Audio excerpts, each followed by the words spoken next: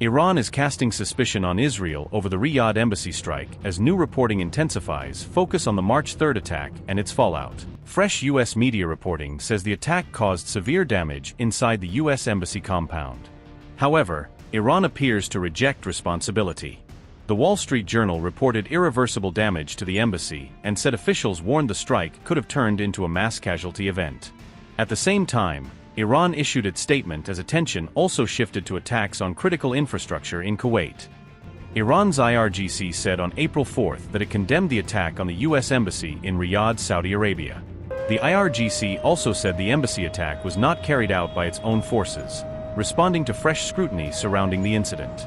Iran appeared to shift blame toward Israel after new Wall Street Journal reporting revealed the scale of the damage caused in the March 3rd attack.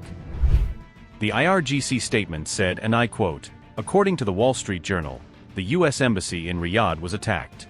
We hereby condemn this move and declare that this incident has absolutely nothing to do with the Iranian armed forces, and given the strategy of the Zionist enemy in the region, this action is definitely on the part of the Zionists. The goals of the Iranian armed forces have been clearly stated in advance, and the necessary warnings have been given to neighboring and Muslim countries regarding the Zionist regime sedition in the region. It is essential for the countries of the West Asian region to be vigilant against the sedition of the American Zionist movement to destabilize and destroy the region." Unquote.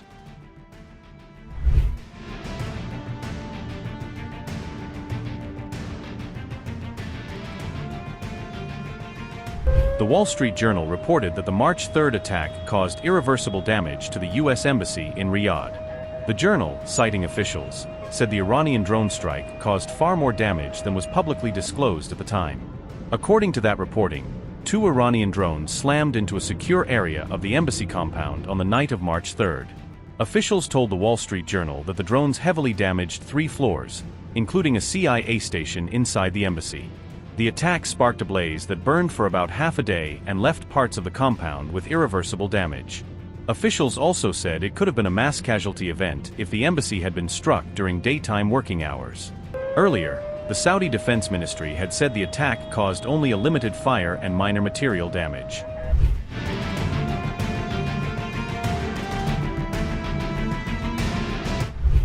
Meanwhile, Kuwait blamed Iran for an attack on one of its power and water desalination plants. Kuwait said the April 3rd strike caused material damage to parts of the facility. The authorities said emergency and technical teams responded under contingency plans to maintain operations and secure the affected site. Separately, an Iranian drone also struck a U.S. Army CH-47 Chinook at Camp Boring in Kuwait, according to reports. That strike reportedly caused severe damage to the American helicopter, adding to a series of U.S. setbacks. On the same day, Iran shot down a U.S. F-15E over its airspace, and both crew members were reported to have ejected. One American crew member was rescued, but the fate of the second remained unknown, according to reports. Reports also said helicopters and a military plane involved in the rescue operation were hit by Iranian fire. Afterward, President Donald Trump said the downing of the U.S. aircraft would not affect peace talks with Iran. Even so, peace efforts appeared to unravel as Iran rejected Trump's proposal, which reporting described as a U.S. plan that Tehran refused to accept. Despite that resistance, Trump said the U.S. operation involving Iran could be completed within 2 to 3 weeks. We totally obliterated those nuclear sites. The regime then sought to rebuild their nuclear program at a totally different location, making clear they had no intention of abandoning their pursuit of nuclear weapons. They were also rapidly building a vast stockpile of conventional ballistic missiles and would soon have had missiles that could reach the American homeland, Europe, and virtually any other place on Earth. Iran's strategy was so obvious. They wanted to produce as many missiles as possible, and they did, with the longest range possible, and they had some weapons that nobody believed they had. We just learned that out. We took them out, we took them all out, so that no one would really dare stop them. And their race for a nuclear bomb, a nuclear weapon like nobody's ever seen before. They were right at the doorstep. For years, everyone has said that Iran cannot have nuclear weapons, but in the end, those are just words if you're not willing to take action when the time comes. As I stated in my announcement of Operation Epic Fury, our objectives are very simple and clear. We are systematically dismantling the regime's ability to threaten America or project power outside of their borders. That means eliminating Iran's Navy, which is now absolutely destroyed, hurting their Air Force and their missile program at levels never seen before, and annihilating their defense industrial base. We've done all of it. Their Navy is gone, their Air Force is gone, their missiles are just about used up or beaten. Taken together, these actions will cripple Iran military, crush their ability to support terrorist proxies, and deny them the ability to build a nuclear bomb.